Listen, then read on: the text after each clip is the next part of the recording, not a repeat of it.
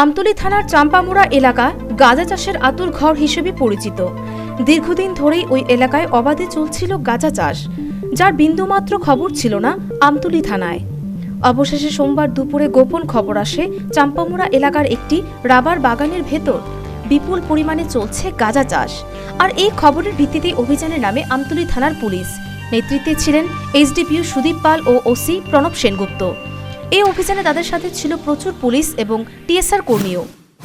একটা ইনফরমেশনের ভিত্তিতে চাম্পামুড়া গাঁও পঞ্চায়েত এলাকা আমতলী থানা ওসি, সেকেন্ড অফিসার এবং অন্যান্য স্টাফ, টিএসআর এবং আমার অফিসের স্টাফ সহ আমরা এই অভিযানটা করি। স্যার কিভাবে খবর পাইলেন? একটা সিক্রেট সোর্স ইনফরমেশন। জায়গাটার নাম কি? জায়গাটা চাম্পামুড়া। এসডিপিও সুদীপ পাল জানান, ধ্বংসাকৃত গাঁজার আনুমানিক বাজার মূল্য প্রায় 4 লক্ষ টাকা।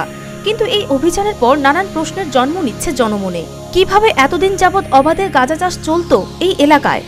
তবে কি পুলিশের পরোক্ষ মদত ছিল এতে? তবে প্রণববাবুর হাতে আমতলী থানার দায়িত্ব আসার পর যেভাবে নেশাবিরোধী অভিযান চলছে তাতে সাধুবাদ জানিয়েছে অনেকেই।